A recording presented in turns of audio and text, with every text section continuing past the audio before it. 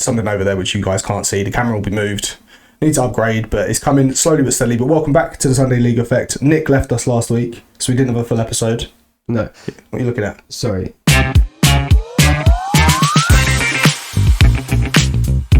Yeah, I was away last week. Decided to go Malaga. I did. In the pissing rain. So there's no episode for you guys. It was the worst trip ever as well. Like, so it was a really good trip. Weather-wise, you mean? Yeah, weather-wise. Like, I had a really good time, went out drinking and things like that. Had an argument with some Malaga fans. Mm-hmm. There is a small video on that. Basically, what they're trying to do is they're going, Salah isn't that good. He wouldn't get into a Malaga team. And I was like, I'm really sorry. Right, I respect you and I respect your team. But Salah would destroy your team on his own. Malaga have had a lot of decent talent over the years. Over the years? David Silva was from there. Okay. Someone else. There's definitely loads. Isco?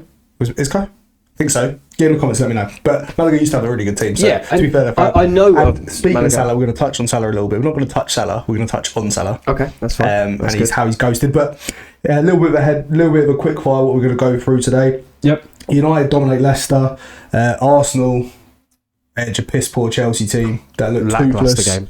Fulham beat shocking Spurs. 15th defeat of the season. Yep. Brentford won away again. Haaland, another goal. Penalty, but okay. Yeah, still goals all count the same. And obviously, congratulations to the Geordies. Well done on your Carabao Cup final win. Yeah, massive for them guys. It's been so long. It has 50 odd years. I've got it here somewhere. Yep. Commiserations to Liverpool and all the fans. I know that I've heard on TalkSport that a couple of the fans were calling up, just saying that they felt the whole day was off. Like the atmosphere from the moment they got on the train was just wrong. Just something. It was something in the water almost. It just felt not right. I mean, I suppose. You do get a feeling for that sometimes. Like when you're playing or watching games, you can just feel it. Saying that, going to the Watford FA Cup final a couple of years ago, like everything felt right apart from the fact of our opposition. Wasn't it 7-0? 6-0. Okay, is that a record in a cup final? Probably. But at least you're on the record books. Yeah, and to be fair, I was watching it back a while ago, and Pereira missed the first chance of the game. Early on, wasn't it? Yeah, so if he'd scored that, everyone was like, oh, what would be the difference? And I'd be like, yeah, it'd be 6-1. Yeah, you'd still would have lost. Yeah. Like, do you like the new shirts? Yeah. We've got one here, that one's old, and then I've got the Celtic West Ham one there. We're going to get some more all up here. We're going to get a big blind here. Yeah. We're upgrading, and I think one big thing is we can thank you guys for keeping us motivated to carry on going. Exactly. Every week that the numbers are going up, it keeps us motivated, and then we're smashed back down to earth when someone says something stupid in one of our videos. Yeah. So on that, obviously, like, comment, subscribe, ring that bell. The way that I thought we'd do it this week is we'll talk a little bit about the league because it's basically done now, all over, apart from like the top 5. Pretty much. Carabao Cup final, and a little bit on Tuchel's first England squad. Yeah. Because there's a lot of talking points and all of that. So works for me. Before we go into the Premier League results, because I want to do it in that order, I just want to talk about the relegation battle and how poor it is and how obvious it is that the teams coming up are likely to go down. Yeah. Like next year, are Leeds still top? Yeah. Leeds, Sheffield United, Burnley. Burnley have only lost 2 games all season. I can guarantee they're going to go straight back down. You look at their squad, they're not good enough. No. Sheffield United, again, unfortunately, aren't going to be good enough. Leeds have a bit more money and a little bit more pulling power, so I'd fancy them to have the best chance. Yeah, of course. But just to put this in perspective, Tottenham, United and West Ham and Wolves have all had poor seasons. Wolves are still 10 points above Ipswich. Yep. In the bottom 3. That's so no matter how bad. Like, I don't know how many all of them have lost. I just heard this today, but Spurs have lost 15 games this year. That's relegation form. That's basically half their season. Yeah, it's more than half. They've not played 30 games yet. Oh yeah. That's relegation like stats. But because the teams that came up are and it's no fault of their own. It's just a massive. It's the gap between the Prem and the Championship has never been bigger. So you could have a really poor season like the teams I've just mentioned have, and still be like, well, we're not going to go the No, because the 3 that have come up will go down before us. Exactly, and it is a problem. Yeah. It's basically one of the massive pushbacks for the wanted Super League was that there was no relegation or promotion. Yeah. And it's basically that now because the 17 teams that we have, established Premier League teams, 16 of them are pretty much guaranteed to still be in the top flight at the end of next season. Yeah, that's pretty much it, isn't it? Like, unless someone has a really, really poor season, injury hit, I don't know, administration, points deductions. Even with that, you saw Everton got points deductions. They stayed up. Yeah, with a transfer, and it sort of washed the relegation battle, because at this time of the season, years gone by, is when you start getting those runs in a relegation, like the relegation teams. Yeah. The team down there, like West Brom did it, Leicester did it, Sunderland did it. Not Forest did it. Yeah, like they put runs together where they put a load of performances and they get like 10 points from like the last 15 or whatever. Them out and then and it's like, wow, that was amazing. That's not going to happen. We're not going to see that again. But then it's hard to pinpoint what it comes down to. Now, the only thing that I would say is different to that was Nottingham Forest, because they came up 3 seasons ago. 3 seasons ago. They spent loads of money. Everyone laughed at them because they were spending all of this money. Mm-hmm. Look at them now. Yeah, but then the money that they spent at that time, how many of them players are still there? Well, this is true, yeah. Because they bought like 30 players. It was like 25 or 26 players. Yeah, some of the players they bought, they couldn't even register. Well, because there's just it was like a football manager. When you get in, you're like, oh, I've got loads of money. I'm going to buy all these players. And you buy them and you realise, oh, they're only 2-star rated.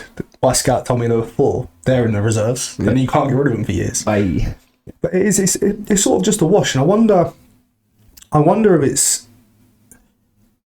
it's obviously down to FFP and PSR rules. Yeah. Because you can't, if you're damned if you do and you're damned if you don't. If you come up as a promoted team and spend 100 million, yeah, and really roll the dice, if you don't stay up, you are screwed. And this, I suppose that is one of the big things as well, because you don't have that money coming back into you, and that is where FFP probably doesn't work for some of the lower teams, the yo-yo teams, real yo-yo teams. Like there are big teams in the Championship. Don't get me wrong, like Leeds, Sunderland, Watford. Yeah, there's big teams down there. There's probably more so. Don't shoot the messenger. They're just the first 2 that came to mind. There are big teams in the Championship that have the pulling power. They're not a big team. Why do everyone always says a cold night in Stoke? Yeah, but that's because of Tony Pulis' Stoke. He made the grass longer. He shortened the pitch. He made the touchlines closer to make it harder and more difficult. Everybody knows it. But that doesn't make him a big team or a decent team. It just means that everyone. But anyway. The 3 that come up, I can almost guarantee you, if you're a gambling man or woman, put a bet on for the 3 coming up to go straight back down by the day the playoff final finishes. Do it then, because you'll get the best odds. Yeah.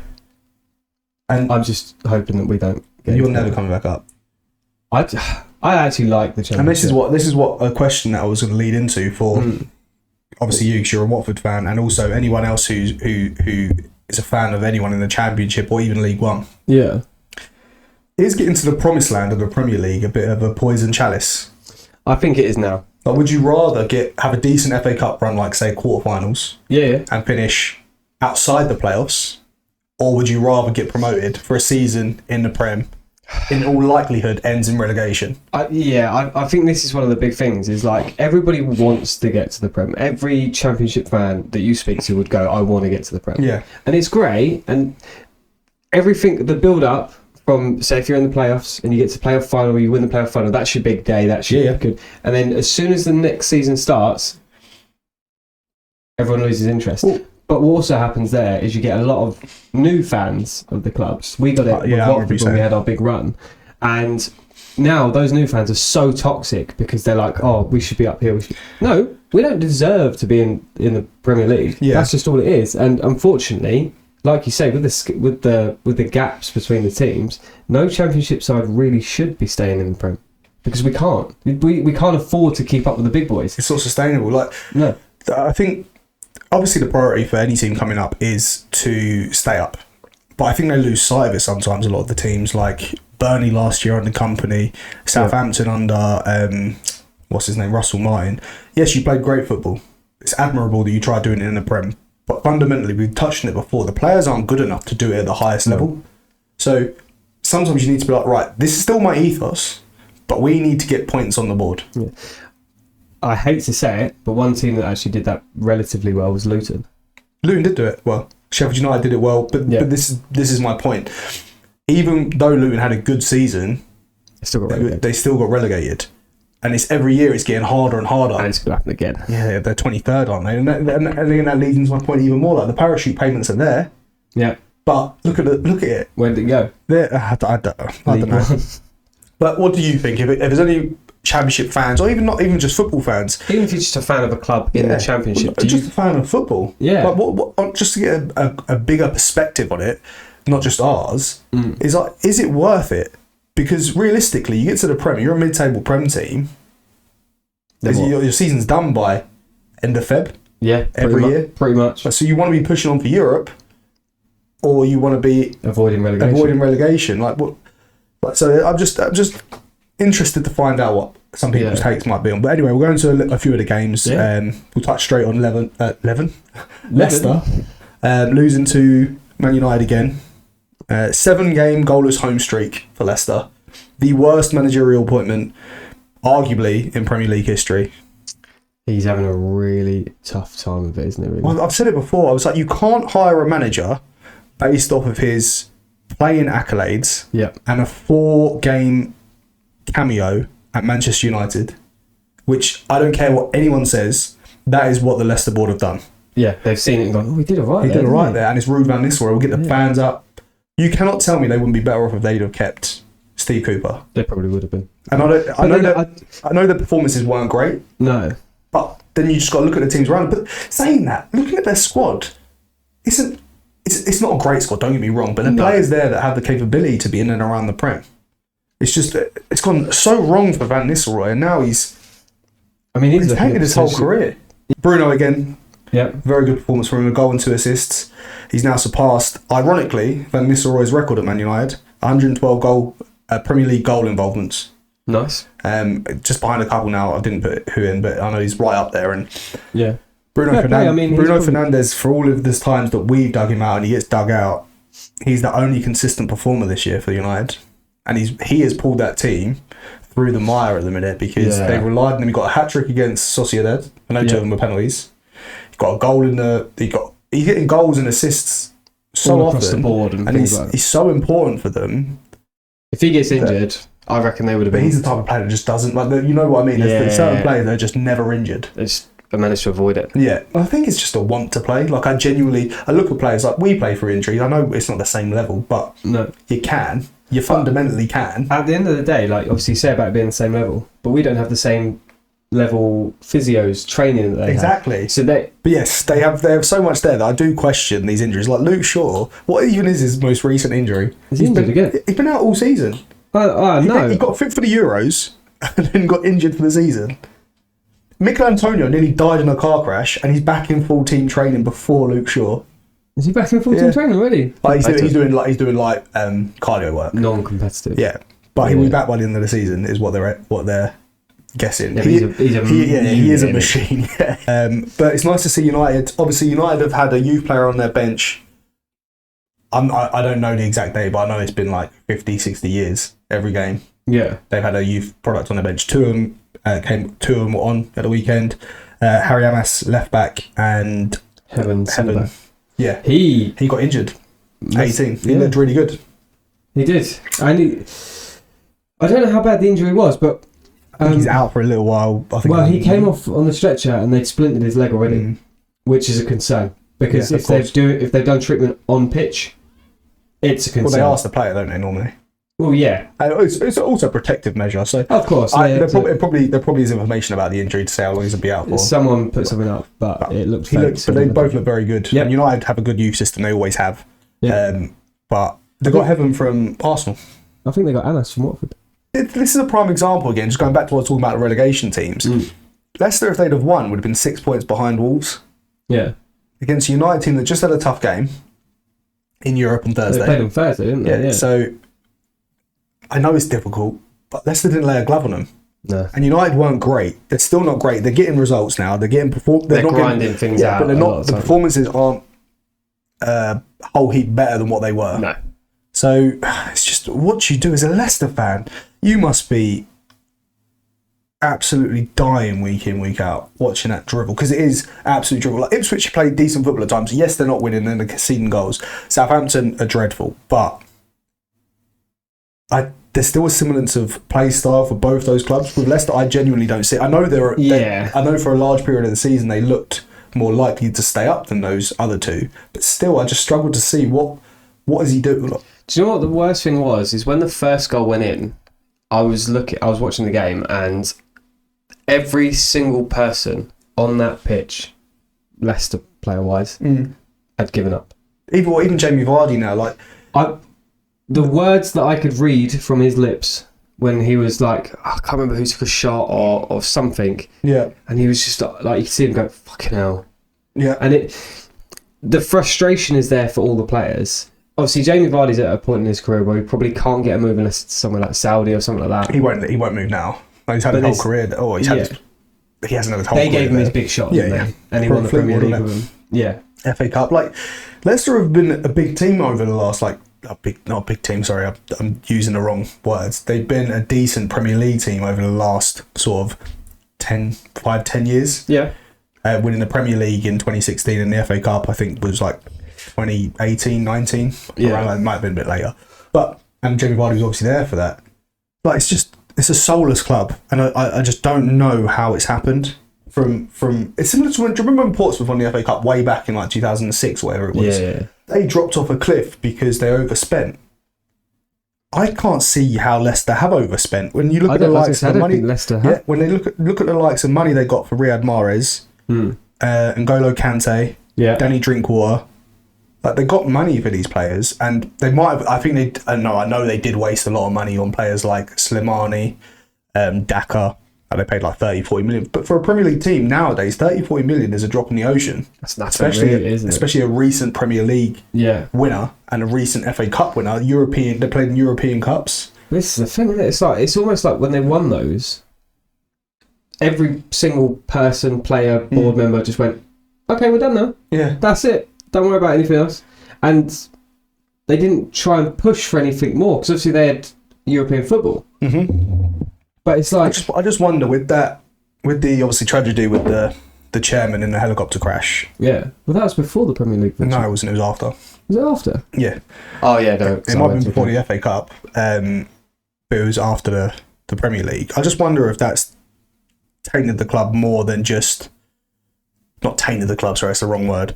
It's damaged the club more than what we, from an outside looking in, see how big a part he played, and whether there's more to it than what meets the eye. Maybe because obviously point deductions again was rumoured at the beginning of the season because they broke FFP. You look at their team, and I'm like, who have you spent money on? Where did you break FFP? You bought Harry Winks and the other one from Tottenham. You'll be able to tell me. Someone will tell me. Centre midfielder, and they paid too much for both of them. Yeah, they're far too much. Isn't Indeed, was it? No. Indeed, he's been there for years. Oh, what's his name? He's going bald. You'll know who he is. You'll see him. He doesn't even play for them now. But Leicester are dreadful. And United are still dreadful, but they won 3-0. So, can't really talk too much about that. No, spoke about it enough, I think. And the Arsenal-Chelsea game, I'll talk on this quickly. I watched the second half because I was watching the Old Firm. Yeah. Old Firm was a great game, by the way. Anyone who watched the Celtic Rangers derby. The Farmers League derby. Pardon? The Farmers League derby. The real derby of football. Farmers League derby, yeah. That's him, not me. So that's him, not me. I didn't say that. Great game. Rangers were 2-0 up. Celtic were piss poor first half. Got back to 2-2, looked a better team, and then Igamane came on and scored. But someone soaked the Celtic fans with water, didn't they? I don't know. I turned it off at that point. I was fuming. One of the Rangers subs. Oh yeah, Vaclav Cherny did, yeah. But yeah, I put on the Arsenal-Chelsea game thinking this will be a decent game, and it was quite possibly the worst London derby I've ever watched. I watched the highlights and I was bored. It was honestly so bad. So obviously Arsenal won 1-0. Yeah.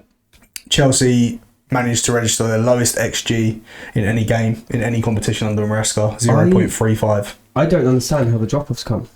I do. I know, because we spoke about them, saying that they will eventually drop off. I think for all of the plaudits we gave Maresca at the beginning of the season with rotating, it's now backfired. And there's no reliability in the players because the players have lost their trust in him. Because I don't know if it's going to be exactly playing from this game to the next. Well, Palmer's injured at the minute and his form's dropped off a cliff. Yeah, but we were saying that we think he's probably played through injury and that's why. Jackson is still a big miss for them, and it shows how big a miss Jackson is actually, because Nkunku is just average. Yeah, Like, he does just really well in average. cups, but generally playing lower Conference teams. League, yeah. Yeah. And so I mean, you're playing against lower quality teams. I fear, looking at the top 5 race, you got obviously Liverpool top, 12 points ahead of Arsenal. Forest are in third, 4 points ahead of Chelsea. Yeah. And then Chelsea are 1 point ahead of City in fifth. Yeah. Something like that. I can genuinely see Chelsea falling out of that top 5 race if this form carries on, because below City you've got Newcastle, like 1 point behind. We'll be buzzing after this week. Brighton are quite close behind. Yeah. Fulham aren't far off. And Aston Villa. Even below that, you've got Bournemouth, who have fallen off a little bit at the minute. But the chasing pack, the top 5 is the real race now for the rest of the league. Yeah, Like, I mean, the number 1 spot's gone. Yeah. So, if Newcastle can pick up and use this to kick on, it can go one of 2 ways. The Newcastle players will be like, we got a cut. Great. Don't worry about anything else. Yeah, not like a subconscious thing. Yeah. You sort of think like, oh, we've won what we can possibly win. This first title win, or first cup in 50 You odd over years. celebrate, don't you? Yeah.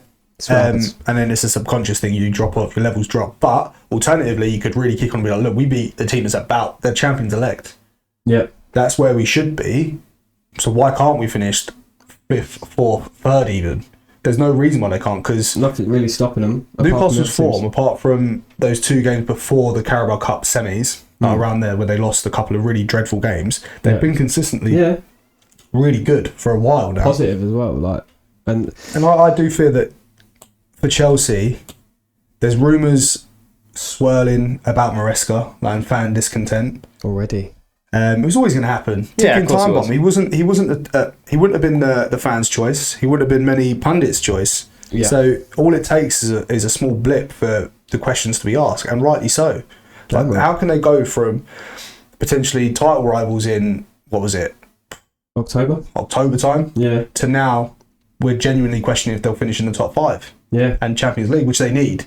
It would have been beginning of the season if you'd have offered Chelsea fans the club Champions League football and the Conference League, snap your hands off. Of course they would. So let's put it into perspective of the whole season. But I'm just looking at it from where they've been and what they've shown, and also for me, the level of the Premier League this year has been far worse than what it's been in recent years. They've got the capabilities to be up there. It should be closer. They should be closer to it. They should be. We should be talking about them in the same breath as Arsenal. Yeah, definitely Champions League. So similarly with City, but City obviously we've spoken about till the cows come home, so we're not going to do that. Yeah, but because they're true. Yeah, definitely. But so they'll win the Conference League. Yeah, I fully have no doubt about that. They'd win that with their youth team, probably. And if they don't finish in the top 5, they'll get Europa League. Yeah. I think Maresca will get sacked. So here's the question for Chelsea fans and yourself, is they've managed to scrape through to the Champions League this year. Mm-hmm. They say they get top 5.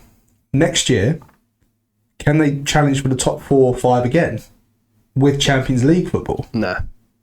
Exactly. So they've got a massive squad, but the quality, when you really scratch away the surface, is not as good as what we thought. I don't think Nkunku's good enough for a top 6 team.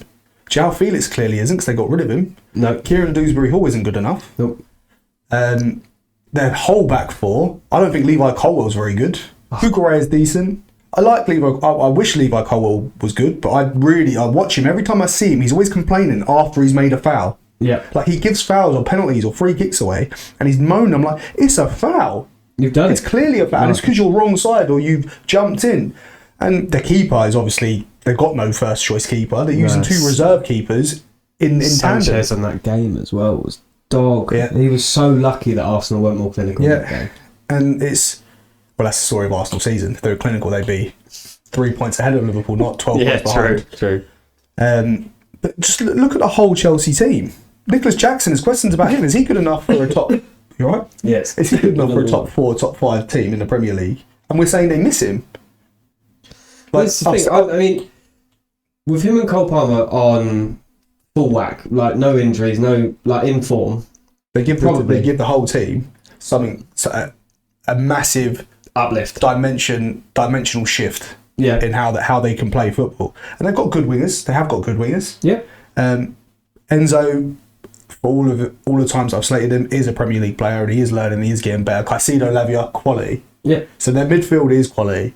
It's just, if you look at the squad, it's from what I say in there, 20 Premier League players. Depth. I don't think they do. No. They've got depth, but not to challenge. Yeah, not good enough. The fact they recalled Trevor Chalobah from Crystal Palace, who I rate, but I don't know if he's good enough to be in the top at the top table. I feel like Crystal Palace might be the right place. Exactly. Like I don't know, he's young still, so he's going to get better. And he needs to improve. But I think going into a struggling Chelsea at the moment, I think it's going to be more detrimental to him than good, because he's going to play with that negativity, not the positivity. I think he's going to be like third or fourth choice as well, because I think Levi Colwell and Wesley Fofana will be starting ahead of him. Yeah. When which is a shame, both had injury problems, then you've got the guy, the Disassi, and the other one. They've got so many centre backs that are just average. Yeah. And talking about average, we'll talk about Arsenal. And if I'm an Arsenal fan, which I'm obviously not, I'll be looking at this season, looking at the way that Liverpool are really rocking, and I'd be disappointed. Yeah. They're out of everything apart from the Champions League. Yeah. They're out of the Premier League, so their season rests on the Champions League. This isn't even me taking a dig. They're not going to beat Real Madrid. They won't. Without a striker, you're not going to beat Real Madrid. You might be able to cope with Vinicius and Mbappe for a game. You're not going to do it over the course of 2 games. Then on top of that, their midfield's better than you, and their defence is better than you. Like you're not going to be fundamentally. You're not going to. You're just not. They don't know how to win in the Champions League. Like they just do. This is what they do, though, isn't it? Like I'd be more disappointed this season, which I think this is a given. They should be more disappointed this season than the last 2. Absolutely. The last 2 they were playing close to their peak, and they just missed out to a very good City team. Yeah. But this is when I go back to what I'm saying about, and what we were saying about how poor the league's been. If you look at the drop off from Man City alone, it's dragged a lot of other teams down. It just shows you Liverpool have managed to get the job done. I can genuinely sit here and say with chest that I don't think they've been outstanding throughout the season. They've had like some poor games. Yeah, like Mo Salah's been very, very good consistently. Yep. And defensively they've been very good, obviously, and they've created chances. But they had better seasons under Klopp in terms of footballing wise. Yeah, and I also think that if you do take Salah out of that team, they're he did. He was out of the game against PSG, out of the game in the Carabao Cup, and what happened? Well, that my point proven, really. Liverpool haven't been as good as a 12-point gap at the top. Yeah, suggests. I think it's more that the rest of the teams around them have dropped off. Yeah, go on. Who was the best player in the Premier League this weekend? I've got a couple of options. Got Bruno, Haaland, Odegaard, or Wissa. Anyway, we'll talk about. We'll talk about Newcastle's long-awaited Carabao Cup final win. I think it's just long-awaited cup final win, really, isn't it? Long-awaited silverware. Yeah, because they've won European more. Well, I say more recently, but more. Yeah, they won. They won a major trophy in 1969. The first domestic trophy since 1955. Jeez, 10 years after the war. Yeah. Oh, during the war. But anyway, Newcastle looked very good, and I said it before the game, because obviously we watched the game Saturday, so we spoke a little bit about it. Yeah. And you said, "Oh, Liverpool winning." I was like, "No, I fancy Newcastle." I just had a thought that Liverpool would go out and do what they did, but instead they opened a bottling factory. Liverpool just struggled from the off. Yeah, but like you said, like we were talking about a minute ago, Newcastle were able to keep Salah quiet. Yeah. Showed that the rest of Liverpool cannot do it without him. Which again begs the question as to why they haven't extended his contract. It does. It also puts a massive question mark into where they're going to be next season if he potentially leaves. Yeah. Which it looks likely he is. And that's the thing about Arnie, though, isn't it? Like, this will be a real test of time for him. If Salah does go at the end of the season, and do you know what? From a player perspective, both him, Van Dijk, and Trent. Trent's linked with Real Madrid. Yeah. Well within their rights. Like, Van Dijk's 33 now. Yeah. Salah's 31. Trent 26. So, but well within their rights to be like, we're on the Premier League. I'm looking at this. We need a massive upheaval because I don't think their squad's good enough. Players that I really like. Unfortunately, you're looking at that bench in a Carabao Cup final with the likes of Harvey Elliott, Darwin Núñez, and Pardon? Endu. Yeah, they're not good enough to make a difference. Like they're Premier League players. Don't get me wrong, but they can't do what the players on the original 11 can do. Yeah, and I really like Harvey Elliott in particular out of those. But he's young, and he's not that young anymore. How old is he now? 22. Actually, I don't know. He's in the under 21, so he can't be 22. Oh no, he can be. He is still young, actually. He's also had a bad injury recently. Yeah, but and I think that he needs regular playing time. Yeah. So he needs to go out online to like a Brentford or a Bournemouth, and he would really excel. Yeah, I have no doubt about it. But when you're looking to your bench for someone to make a change, Chiesa, I don't know if he started or not. I think he did. No, he came on. He came on for Diaz. Yeah, and I'm just like, none of them. None of them are impactful enough from a subs bench, and they're not impactful enough to start. Yeah, and that is the problem. That next season, when they lose their star players who play it week in, week out, and are able to uplift no matter who you bring on, Liverpool could get found out. Well, I'd be very surprised if they won the league again next year. And then saying I was surprised that they won it this year. So I think a lot of it as bad as it is, a lot of it comes down to those three players. Of course, it comes down to Van Dijk and Salah in particular. Yeah, Trent, I think, although Trent's very good, his output for attacking, I think he's easily.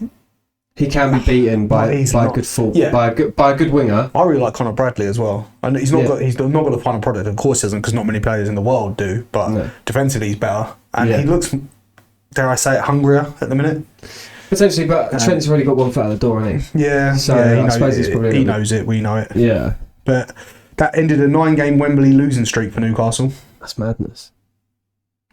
And fundamentally, Newcastle's big player steps up. Yeah. ISAK, Guimaraes, Joe Linton, like they dominated that midfield. Yeah. ISAK scored, had it disallowed, and scored a minute later, something like that. But that shows hunger. Yeah. He's like, well, I didn't get that one. And bear in mind, that's without Gordon, without Lewis Hall. Yeah, because Gordon was suspended, wasn't he? So they're starting left-hand side. Yeah. I want to talk a little bit about Jacob Murphy. Okay. He's so average, but so good. I don't know what it is. Is Jacob Murphy? Yeah, Jacob Murphy. They got an assist for the goal, for Isak's goal, I think. Mm. And he got an assist in that game. I don't know. Yeah, and I look at him. I'm like, you're so average, but you're a problem every week, and you play every week. I reckon that's me. You know. Probably, yeah. Because I feel like I'm average, but I just run a lot. Yeah. So people just find me an issue because I'm just always there. Don't stop like a dog. Yeah. Like a dog with a bone. I'm a Duracell battery. In a lesbian's vibrator. This is a kids program, mate. It's not. It's definitely not. But first win over Liverpool since 2015, and they draw 5, lost 12 before this. That actually really surprised me. I didn't realise they had either. But fair. And Eddie Howe is now the first English manager to win a domestic cup since Harry Redknapp with Portsmouth in 2008. Yeah. Oh, it's 2008, not 6. Oh, okay. And then McLaren in 2004 for the League Cup. So well done, Eddie Howe. Tactical masterclass. I think, definitely deserve a round of applause. And them Geordies are probably still nursing hangovers. No, they're still out, mate. And about the header, actually, I know you didn't watch the games, you were working, but you saw the goals, I'm assuming. Yeah, I've seen that all the highlights and videos. Big question mark for Arnie is obviously you rotated your cup goalkeeper for your first team goalkeeper, so Kelleher started instead of Alisson. Does Alisson save that header? Yeah. And I like Kelleher. I think Kelleher's a decent Kelleher, goalkeeper. I think, has potential, but I just don't think... He's sitting on the bench 90% of the time, but Alisson he's just so proven to have done that. And I think... I feel like the ball's just flying straight over Van Dijk's head. Yeah. I feel that Alisson would have got it. I do as well. And even just to touch on that a bit more is the leadership that Alisson gives you. You saw it in the PSG game, the first one in particular, where one of the best goalkeeping performances I've seen in recent years. Unreal. But just how much he was driving his team forward, it made me feel like I wanted to do more watching it. Like, I'll go sat on the sofa. But it's I never understand why you rotate your goalkeeper in a cup final.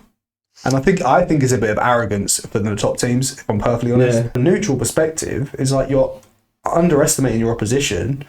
Well, that's what it looks like, even though it's not. It's not that. I suppose it's a little bit of loyalty for the fact of, like, you've done every game since. But then Newcastle didn't do it because Dubravka was in goal for a lot of Newcastle's run. Yeah, true. And Pope started. Yeah. So it's the same thing. It just shows that I think it meant more. Yeah, they wanted Eddie it Howe. more. And that's fair play. it is. But Dan Burn is the third oldest English scorer in a League Cup final. Wow. 32, I think he is. I've got his age down when I'm talking about his England call up. But Yeah. Chaser's goal. Why did it take so long? That was the most frustrating thing because, one, the linos flagged it. Yep. Okay, fair. He flagged it. Not sure why he flagged it because he's not even close. No. And then two, when the offside goes to VAR for us to see it, like it's so clear. They didn't need to draw lines, nothing like that. But then I saw, while they're looking at it, they looked at the build-up to see if there's a foul. Or something or foul, yeah. Yeah, but why are they looking at that? They should be looking at that. They should be looking at the offside only. Fouls need to happen within a certain time period for it to be relevant because it's classed as a different phase, and it annoys me so much because they'll clear the offside, which is what it was called for. Yeah. But that's fine. So we're going to go back further to try and find something else. Another reason to disallow. It's almost like that VAR were like, no, we don't want Liverpool scoring this. Yeah. I mean, in this occasion, yes, it did. Yeah. But it was so clearly a goal. And fair play to Chase. I think that's his first goal for him. Yeah, fair play. And to be fair, he looks alright when he came on. He did, but I think he was hungry. Yeah, looked better than Diaz anyway. Yeah. But on Mo Salah's shocker. No shots, no chances created. Only the third time ever in a Liverpool shirt. It's madness. And of all times to do it. In the space of a week, I'm sorry, Mo. I'm sorry, Liverpool fans. You've blown your Ballon d'Or. No Champions League, no other cups. Don't matter how many goals and assists you get. A Premier League title is not going to win you the Ballon d'Or. No, Egypt would have to win the World Cup. Which wouldn't happen because it's next year. No, I know. So I meant as in like... Yeah. That would be the only thing that would be able to uplift them. Yeah, it's African nations, eh? Yeah, true. The AFCON. If they win AFCON. Yeah. I don't think they will. I don't think the Egypt team's good enough. They got there. Yeah, I know they got there, but... They lost to Senegal. But... Yeah. That wasn't the last one, was it? No, it was like two. Yeah. One before that. But, yeah, I fear... I'm still on the... I still want him to get it, but... I would like him to get it, but I'm disappointed by his output in those two games. Let me down. And it's hard. It is hard because he thrives on space. He's not particularly tricky in his movement. No. He finds the space and he holds it. And the defenders leave. When the defenders didn't leave the space, so you had Mendes for PSG who didn't leave a space. Nope. And Livermeno didn't leave the space. Nope. So you're snookered. You need to do something else. Yeah, and obviously I think... I wouldn't say Salah's like a one-trick pony or anything like that, but I feel like he has one thing that he thrives on the most, and most players just aren't able to keep up and keep him out of the space. Especially because he gives himself an extra couple of yards because he holds the space. Yeah, and I just think that because they didn't do that, like Livermeno was not afraid to foul him. Mm-hmm. Mendes was not afraid to foul him if needs be. I think Mendes had a really good game that game. I'm not going to talk about Champions League too much, but it's on that. It's when Salah didn't have the space, it was almost like he looked lost. Yeah. Which is unlike Salah, because Salah is a very good player. He's done very well. He's very much like Saka. Because you know how we said that Saka, you put two players on him, and he still managed to find space. I think Saka's slightly better at creating a yard. Yeah, but I think Saka's a little bit more trickery. Yeah, Salah's got better output. Yeah. But then again, he's, 8 years older? Yeah. So, give it time. Van Dijk's milestone, second oldest Liverpool player in a League Cup final, 33, 251 days.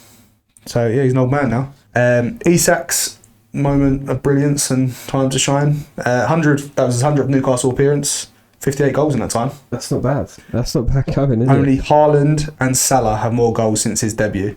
Haaland has 113 and Salah has 84. And he's got, what, 58?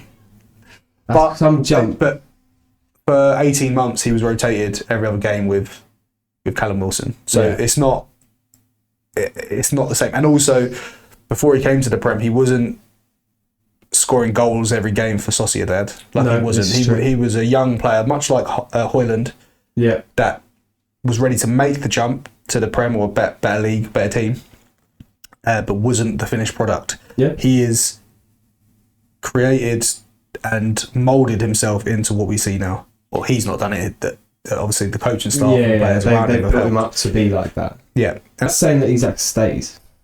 ISAK will stay. Champions League football, he stays. For the right amount of money. If Newcastle get to the Champions League, they don't need to make money.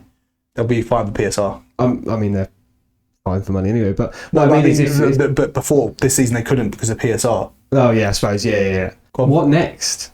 What for both clubs?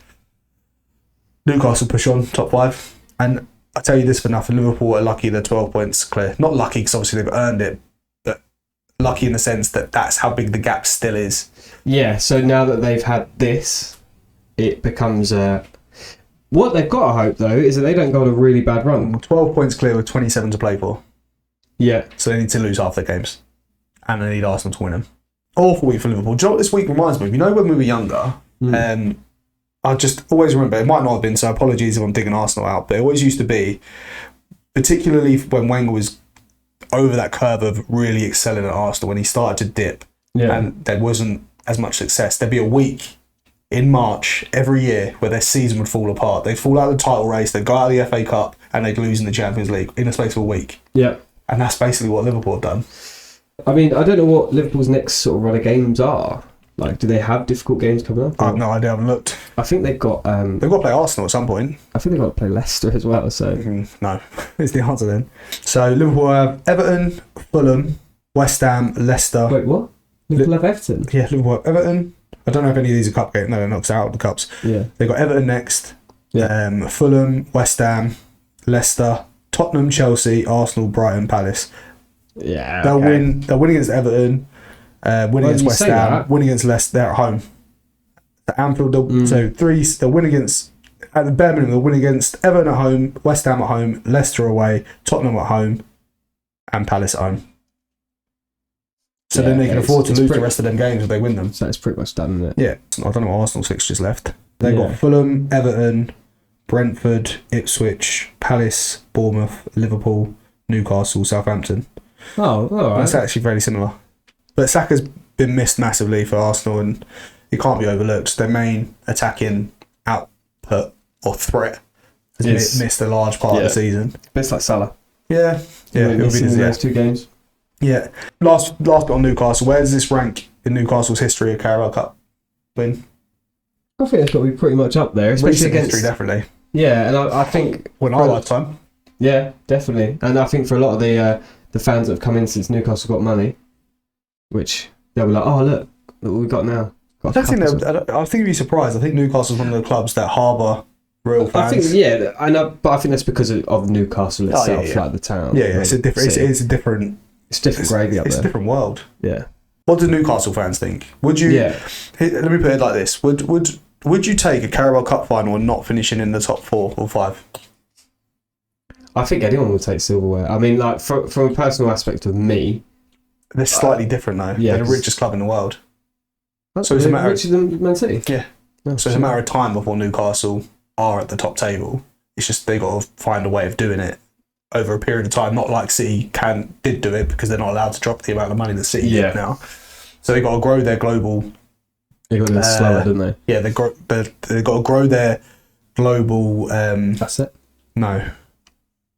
Whatever the word is, appeal, so then they can make more money, so then they can spend more. So that's what Man City did. But Man City did it all in one go because PSR wasn't a thing like it is now. But yeah, what would you have taken at the beginning of the season? Silverware or top 4, top 5? You can get both. But if the season was to end now and you finished just outside, would you be disappointed with that? It's hard. It's really difficult because they've been starved of success for so long. It's a hard question to answer. Thomas Tuchel's first squad. What do you think of it? Nothing really in there surprised me. It just looks like another Southgate squad. I know the big talking point is Jordan Henderson being back in it. I get that. But that isn't even my big talking point. Oh, which one's yours? No, I'll get to it. But yeah, I mean, otherwise it looks pretty standard. I look at the squad. I mean, there are a couple of players missing that I would have thought would have been in there, but I think I look at it and I'm worried. Because it just doesn't look good. Doesn't look like a winning squad. But this is only for the qualifiers, isn't it? Yeah, it's for Albania and fucking Latvia. That's what I mean. So why is he picking Henderson? That's what I mean. Why are you picking Henderson? Why are you picking players why you got 4 keepers? So my biggest gripe is 4 keepers. You don't need 4 keepers for Albania and Latvia. You don't. No. You picked Dan Burn, Miles Lewis-Skelly. Great. Dan Burn's earned his call up. Fair enough. Lewis-Skelly as well. Liveramento's in the team. My big issue is midfield. Morgan Rogers, Curtis Jones, both in it. On credit, should be. Probably won't get any minutes. He originally left out Morgan Gibbs-White, who has been I don't care what anyone says, not even arguably, in my opinion, the best number 10 in the Premier League this year. He's been better than De Bruyne because he's played more. He's been better than Foden. He's been better than Palmer and more consistent. Yeah. So his goals and assists might not be as high as any of those, but he's been more consistent. He plays every game, and we lack legs in midfield. Like without Declan Rice being able to step out, we don't have it. Like so you don't need a Jordan Henderson to sit next to him. Like you don't. No. Conor Gallagher, I'm not the biggest fan of him. Not in the squad. But I take him over Henderson. Yeah. Gibbs White is now in the squad because Palmer's not. He's swapped. But I'm just like, that shouldn't even have been Is Henderson in though because of what he brings to the squad? What does he bring? Well, it's the age thing, isn't it? It's like let's just say he's a seasoned pro. Yeah, but he's on the bench for Ajax now. He's not even playing. Yeah, but he's moved on, hasn't he? He's got into a better club. 34, I think. My age. 33, 34. Yeah. I thought he was older than that. It's... Then on top of that, you got Solanke picked, he's struggled all season. I like Solanke, but he's not been good. He started off the season, all right. Been injured. Yeah. I would have taken Delap over him personally. I think Delap's done more. Then Rashford has been recalled. I don't have a problem with Rashford being recalled, but let's not get it twisted. He's done okay at Villa. He's still on the bench. He hasn't scored for him. He's got a couple of assists. He's done okay. He hasn't scored. No, he hasn't. He's got an assist. Got a couple of assists. Yeah. You've left out Hudson-Odoi, who's in the top 3 race for Nottingham Forest. Had a very good season. True. Saka's injured, so there's definitely a space for a winger. Gordon is in the squad as well. Maddison isn't in the team, so for all those Tottenham fans who shouted at me for saying he's not good enough, yeah, looks like Tuchel agrees. Morgan Rogers is in, which is good, but I just you can tell by my voice, I'm just flattened by the team. It doesn't excite me. I'm not going to watch the England games. I'm glad that Lewis Skelly and Kwanzaa are in the team though. But I'm going to be honest, I wouldn't read too much into this, and I think this is what England fans do. We are reading into to qualify games against not even hard opposition. Exactly. Right. But why has he not picked more youth? Why has he not picked something for the actual future? None of this team. This doesn't scream future. This is so short-sighted from Tuchel. He's here for 18 months, and this squad tells me he's not looking beyond that. I would say, instead of us England fans going all upheaval, losing our minds about this, we let the 2 games go, and we see what he does in the World Cup. I don't care about it. It's like the United Nations. I disagree. Nations League. If he came out and said that he's calling up, I don't know, Ben Foster out of retirement, I wouldn't care. It's the Nations Cup. Don't care. Nah, I disagree wholeheartedly with you, mate. I really do. You can, but I think that we, as England fans, lose our heads because we don't get exactly the squad that we pick. Right? And but Tuchel must know that the nation is split over his appointment in the first place. Okay. So take this as an opportunity to I don't think he cares what we think. Get the majority. And so clearly he doesn't expect fucking Jordan Henderson. And 4 goalkeepers. Why has he picked 4 goalkeepers? Yeah, I agree with the 4 goalkeepers, but there's obviously a method to his madness. I would say instead of ruling him out like we did, I'm not ruling him out. I'm just talking about the squad, and it's and your it flattens to deceive. Is anyone else unhappy? Well, no, is it just me? Does anyone agree with Nick? I just feel that we need to be a little bit more positive as a country, because all we do is we have negativity in our governments, in everything, and we just need to have a bit of positivity. Good luck to Jordan Henderson. I hope he doesn't hurt a hip. I'll tell you what, the squad does say he's going to go 3 at the back, which I don't mind. Why is Kyle Walker in the team as well? Age. Exactly. He's trying to bring up the average age. But then the again, under-21 team looks better. The under-21 squad. Maybe that's what he's letting them do the under-21 games, and he's going to let them come to the World Cup instead. It's just chill. Everyone just sit back, relax, enjoy the ride. Does this help? Does this squad help or hurt England's chances? I'll let you go first on that. At the World Cup, I don't think it helps at all. I think if anything, it hinders it. You want to get the young players in and established in the first team, or in and around the squad. You want to break that seal early, so that they can bed in, so that when the time comes, they're ready. This is what Germany do really well, Spain do really well, France do really well. This is what we struggle with. We've always struggled with. This is just another FA puppet now. This is what I see. It's no different to the rest. I was excited by Tuchel's. I know I was the minority in that, but it was a little bit different, a little bit out of the box. To be honest, I agree. I was excited about Tuchel, and this is also another. But I mean, for me, I've always been really different to most. Like Gareth Southgate, I didn't mind. I didn't mind him as a manager. Okay, people didn't like his choices and things like that. We did get to 2 cup finals. Yeah, everyone will say that it was an easy run, and I get that. But at the same time, I care enough because I want England to win. I want England to win a lot. But you're a Watford fan from everything you're saying. Yeah, but what my big thing is, I don't care how we get there or what. What I care about is if in the final he can do the one thing that Gareth Southgate couldn't do, and that's win it. This team won't get to any finals. Well, this team don't matter. This team is not going to the World Cup. Every single person, well, not every single, but a lot of these squad players will not get to the World Cup. Maybe he knows Jordan Henderson's going to retire and wants one more England cap. So he's going to go, all right, look, there you go. As a favour, I will give you Latvia. You can hang up your boots after that. Like I just think that we will read into this. We'll stress about this. I think you're on the wind up. I just think that we've got high blood pressure all across the country because of Jordan Henderson. You're giving me higher blood pressure with this conversation. You thrown me off. I wasn't expecting you to disagree with you so much. Yeah, not like this. Yeah, I need to step outside. Which squad decision, which player, which omission or pick surprised you guys the most? Obviously, Henderson's the obvious one, right, for most people. But omissions, Ramsdale might be quite a big shock for a lot as well.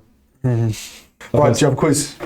Oh, I did. Are you ready for it? Yeah, let's go. What is it? So I have taken. So I've got 4 players. Depending on how easy you find this, I'll do all 4. Okay. I'm not going to tell you if they're from Newcastle or if they're from Liverpool.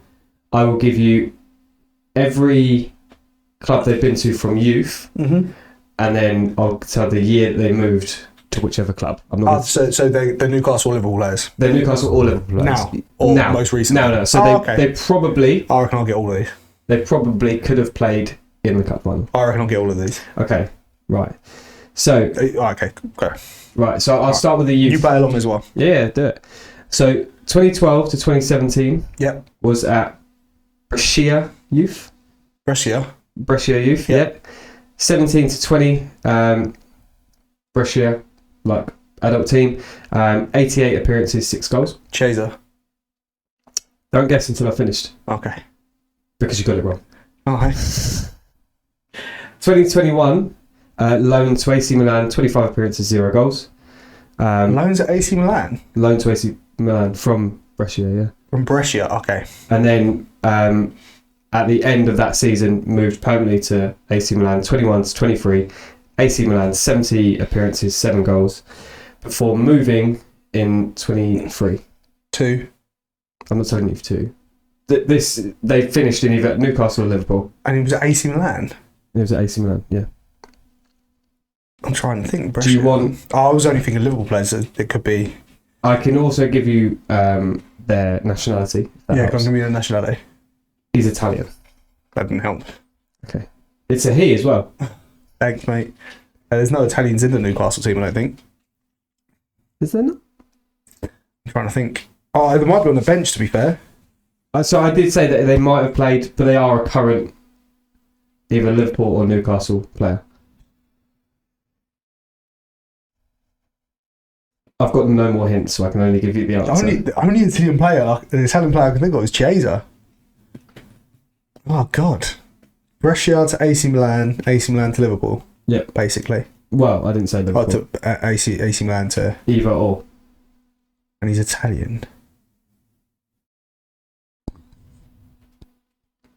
I give up. Sandro Tonali. Fucking hell. That's so shit. I should have got that. Jesus Jesus Christ, yeah. So 09 to 20, Ajax Youth. Yeah. 18 to 19, he moved into the Ajax. Gravenberch. No. I told you to let me finish. Fucking hell. Yeah. So 18 to 19. Names are final. 18 to 19, Ajax, 28 appearances, 2 goals. In the 1920 season, he went to Heerenveen. Heerenveen. Yeah, on loan, 26 appearances, 2 goals. Then he made a permanent move to Lille in 2020 to 2022. Made 62 appearances and 3 goals. And then in 22, he moved to his current club. And nationality? He is from the Netherlands. Also, for this one, I've got he's also currently had 56 appearances and 2 goals for his current club. Dutch. And he's Dutch, yeah. Is Botman Dutch? Is it Sven Botman? It is Sven Botman. Get in! Do you want me to do the last 2? Yeah. Yeah? Okay. They're a lot harder than what I was expecting. This is why I'm glad I did this quiz against you, because I would not have even guessed a player. I can't believe what Sven Botman I didn't get Tonali. I'm really annoyed. Alright, so 16-17. Yeah. He was at Phoenix Gold. That was the end of his youth career. Phoenix? Phoenix Gold. F-O-N-I-X. Gold. Right. 17-18, he was at FC Liefering. Okay. Liefering. 42 appearances, 16 goals. Uh-huh. 18-21, he was at RB Salzburg. 56 appearances, 16 goals. Yeah. 21-23, he was at RB Leipzig. 62 appearances, 12 goals. Mm-hmm. And then 2023, he moved to his current club, where he's done 60 appearances and 8 goals so far. How many appearances? 60. 8 goals. So you can sort of tell from that, because he moved there in 2023. Yeah, 2 seasons. Yeah. How...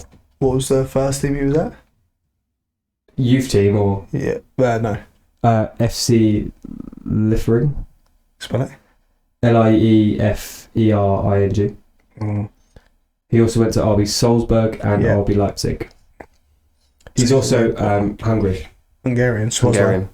It is Szoboszlai. Yeah, you gave it away with that one. Yeah. I just really... Oh, no, I do know where this guy's from. Okay, so last one. This is my last one I've got now. Yeah. And then we can call it a day on that. 08-10. Yep. Shonan Belmare. The end of his youth career. And then 10-15, he stayed at Shonan Belmare and made 158 appearances, 23 goals. 16-18, he moved to Urawa Red Diamonds, 75 appearances to 5 goals. 18-19, he went to Sint Truiden, 29 appearances, 2 goals. You guys are going to rip me for the pronunciation of some of these, and I apologise. 19-20, he went to VfB Stuttgart on loan for 21 appearances, 1 goal. Uh-huh. Then he made a permanent move to Stuttgart for 2020 to 2023, made 99 appearances and 12 goals. And then 2023, he moved to his current club, which I don't have the amount of appearances and goals he's got though. Is it Endo? It is Wataru Endo, who is Japanese. Yeah, one of the names was Japanese. He also was born in the same year as me and looks about 12 years younger than me. Yeah, but he's a lot fitter. There is that, and I also think because he's Japanese, I think they age better than we do. Yeah. Because we're just old men. Yeah, we got bad skin. Yeah. Well done though. You did. After the first one was the the easiest first one I think like threw you off. Yeah. But I think you did well after. Good. I like them. Let us know if you like them. Yeah. And that's about it, isn't it? I think that is everything. But thank you guys for tuning in. Apologies for no episode last week. There was some content out, but it was just a revisited sort of video. Blame Nick. Unfortunately, I was on holiday arguing with Malaga fans. Yeah. I suppose that's what they're called. Not the ultras. They weren't. They would have weighed him in. But if you like the episode, please do hit the subscribe button, hit the like button as well. And drop a comment. Let us know what your thoughts are, what you liked, what you didn't like, and ring that bell. Yep. And if you haven't already, subscribe for more content like this every week. It helps us out massively. Yeah. And we can only get better with your help. Exactly that. So follow us on all our social media. It's all on there somewhere. You'll find us somewhere. Yeah, we're on the bio. It's all in the links. But yeah. All good? Yeah. Until next one. Peace.